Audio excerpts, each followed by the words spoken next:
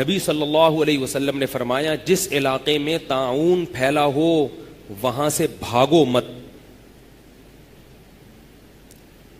بھاگو مت. بھائی سب میں پھیلا ہے نا، صبر کرو. اپنا علاقہ چھوڑ کے بھاگنا، اپنے ساتھیوں کو چھوڑ کے بھاگنا غلط. لیکن فرمایا کہ اس علاقے میں جاؤ بھی مت. آپ کو پتا ہے کسی علاقے میں طاعون پھیلا ہوا ہے تو شریعت آپ کو وہاں سفر کر کے جانے سے بھئی خام خام آزمائش اپنے اوپر مت ڈالو. سمجھ رہے ہو بات؟ اسی سے یہ بھی مسئلہ ہے کہ کوئی بیمار ہے، ٹی بی ہے، ٹی بی کے جراثیم بھی پھیلتے ہیں. جہاں نبی نے یہ فرمایا کہ جراثیم پھیلتے ہیں وہاں نبی نے یہ بھی فرمایا کہ نہیں پھیلتے. دونوں طرح کی حدیثیں ہیں. اب بعض علماء تو یعنی یہ ایک طالب علم جب یہ حدیث پڑھتا ہے تو وہ حیران ہوتا ہے کہ ایک طرف حدیث میں آ رہا ہے کہ جراثیم نہیں پھیلتے، دوسری طرف حدیث میں آ رہا ہے کہ پھیلتے ہیں. تو یہ حقیقت کیا ہے؟ یہ حقیقت وہی ہے جو میں اتنی دیر سے بیان میں سمجھانا چاہ رہا ہوں آپ کو. حدیث میں آتا ہے لا عدوا ولا طیرا، بیماریوں میں تعدی نہیں ہے. تعدی کا مطلب ایک دوسرے سے لگنا. حدیث میں کیا آتا ہے کہ بیماریاں ایک دوسرے سے نہیں لگتی.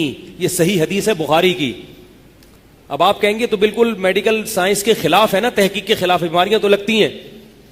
دوسری حدیث میں آتا ہے فر من المجذومی فرارک من الاسد، جس کو جذام کی بیماری ہو اس کے قریب بولو نا بھائی مت جاؤ، ایسے دور بھاگو جیسے شیر کو دیکھ کے بھاگتے ہو. اس حدیث میں نبی نے اقرار کیا کہ جذام کی بیماری لگے گی تبھی تو بھاگنے کا حکم دیا جا رہا ہے، تبھی تو بھاگنے کا حکم دیا جا رہا ہے.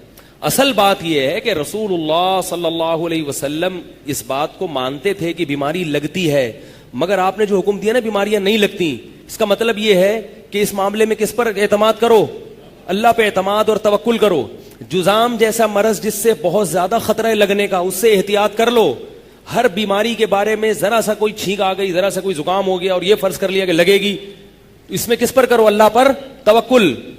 اب توکل کا تقاضا یہ ہے کہ جس گھر میں بیماری ہے اس گھر کے افراد بیمار کو چھوڑ کے مت بھاگیں، لیکن اس گھر میں خامخواہ میں جانے کی کوشش نارمل آدمی مت کرے، کیونکہ اس گھر کے افراد بھی چھوڑ کے بھاگ جائیں گے، کل آپ پر بھی بیماری آ سکتی ہے. اور حدیث کا مطلب یہ ہے کہ بیماری نہیں لگتی. یہ والی حدیث کا مطلب یہ ہے کہ جب تک اللہ کا ارادہ نہیں ہو اس وقت تک بیماری نہیں لگتی. بعض چیزیں ایسی ہیں جو اللہ نے ارادہ کیا ہوا ہے کہ یہ کرو گے تو یہ ہوگا، بعض چیزیں ایسی اللہ نے ارادہ کیا ہوا ہے کہ یہ کرو گے تو یہ ہوگا بشرطے کہ میں چاہوں، نہیں چاہوں گا تو نہیں ہوگا. تو بیماریاں لگنے میں نہ لگنے کا ریشو زیادہ ہے، لگنے کا ریشو کم ہے. ٹی بی کا مریض کسی گھر میں ہو، 10 افراد رہتے ہوں، 100 خاندانوں پہ تجربہ کر کے دیکھیں، 100 فیملیز ہوں، ہر فیملی میں ایک ٹی بی کو مریض کو چھوڑیں تو 100 فیملیز میں سے ایک فیملی شاید متاثر ہو، اور اس ایک فیملی کا بھی 1 یا 2 فرد متاثر ہوں گے. 9 فیملیاں اس بیماری سے بولو نا بھائی محفوظ رہیں گی. تو اس سے پتا چلتا ہے کہ بیماری لگنے کا جو ریشو ہے وہ نہ لگنے سے بہت کم ہے. تو جب اتنا کم ریشو ہے تو اس میں وہمی ہونے کی ضرورت نہیں ہے.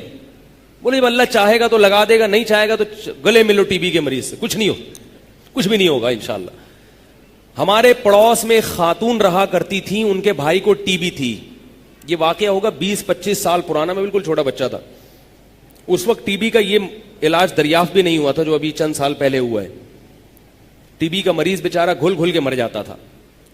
وہ خاتون، ان کا بھائی تھا کنوارا، وہ خاتون انہوں نے اپنے بھائی کو اپنے گھر میں رکھا، اور اتنی خطرناک ٹی بی تھی، وہ بیچارہ دبلا ہو کے ہڈیوں کا ڈھانچہ بن گیا. میں جب ان کے گھر جاتا ہمارے پڑوس میں تو مجھے وحشت ہوتی تھی اس کو دیکھ کے.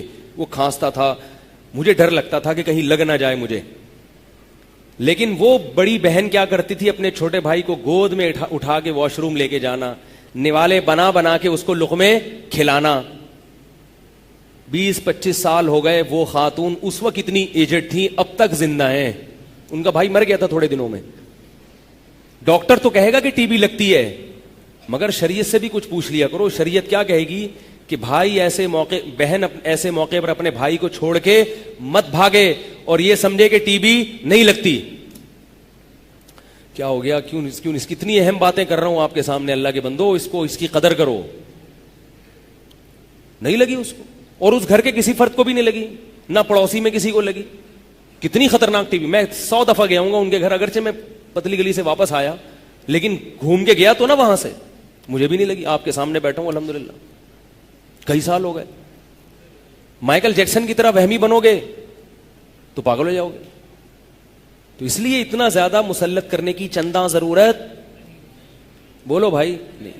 ہاں جس کو ٹی بی ہو وہ خود احتیاط کرے, دوسروں کا توکل, دوسروں کے توکل کا امتحان نہ لے کہ میں, وہ ٹی بی کا مریض آ رہا ہے آپ کے منہ میں آ کے کھانس رہا ہے, گلے مل رہا ہے آپ سے اور کہہ رہے میں دیکھنا چاہ رہا ہوں کہ آپ کا اللہ پہ کتنا توکل ہے.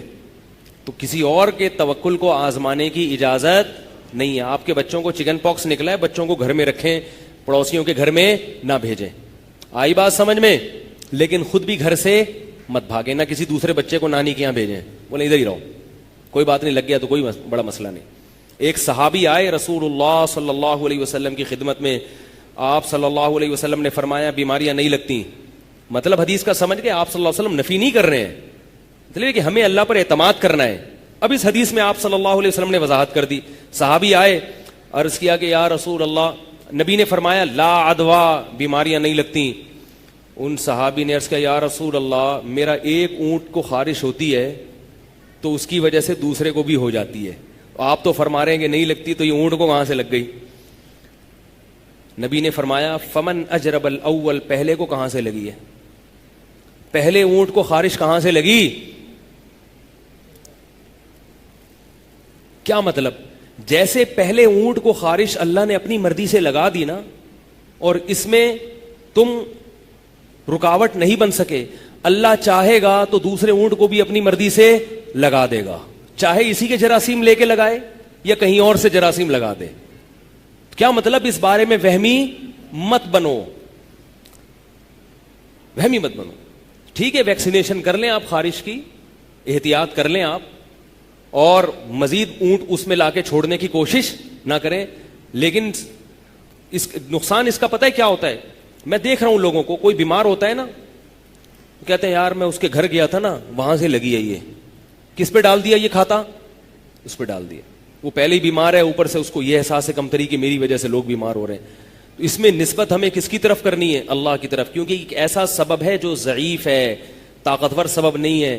ایسا نہیں ہے کہ جہاں یہ سبب ہوگا تو نتیجہ نکلے گا, بلکہ ہزاروں جگہ پہ سبب پایا جاتا ہے, نتیجہ ایک آدھ جگہ پہ نکلتا ہے, ایک آدھ جگہ پہ نتیجہ نکلتا ہے. اس لیے اس سبب کو زیادہ فریق کرنے کی ہمیں شریعت نے اجازت, بولو بھائی, نہیں دی. زیادہ پروٹوکول دینے کی اس کو. تو ہم تو دیکھتے ہیں یہاں, اگر ہمارے ملک میں, یعنی اگر یہ حقیقت میں زکام اتنا تیزی سے لگتا نا تو ہم سب یہاں بیٹھ کے چھینک رہے ہوتے ہیں, کیونکہ وضو خانے پہ جو کچھ ہو رہا ہے آپ دیکھ لیں, ایسے تھوکتے ہیں نمازی بھائی, کوشش ہوتی ہے سامنے والے کے منہ پہ لگے جا کے, کیونکہ نشانہ پکا نہیں ہے تو وہ نیچے جا کے لگتا ہے. تو کہاں کس کو زکام ہوتا ہے, کیا ہوتا ہے؟ لیکن علماء یہ کہتے ہیں کہ زکام کے مریض کو خود احتیاط بہرحال کرنی چاہیے. اگر وہ, ہمارے حضرت کو جب زکام ہوتا تھا جماعت سے نماز نہیں پڑھتے تھے, گھر میں نماز پڑھتے تھے, مسجد میں آنا چھوڑ دیتے تھے. اس کی وجہ یہ نہیں تھی کہ بیماری لگے گی, اگر اس وجہ سے بھی تو بھی ٹھیک ہے, لیکن اس کی اہم وجہ یہ تھی کہ زکام کے مریض سے ساتھ والے کو گھن آتی. جب بار بار ناک سڑکتا ہے اپنی تو ساتھ والے کو گھن آتی, کیا کر رہا ہے بھائی, تو گھر میں جا. تو ایسی کوئی بیماری ہو جس سے دوسرے کو گھن آتی ہو, تو پھر شریعت کیا کہتی ہے کہ آپ نماز گھر پر پڑھیں, دوسرے کو تکلیف نہ دیں. سمجھ گئے؟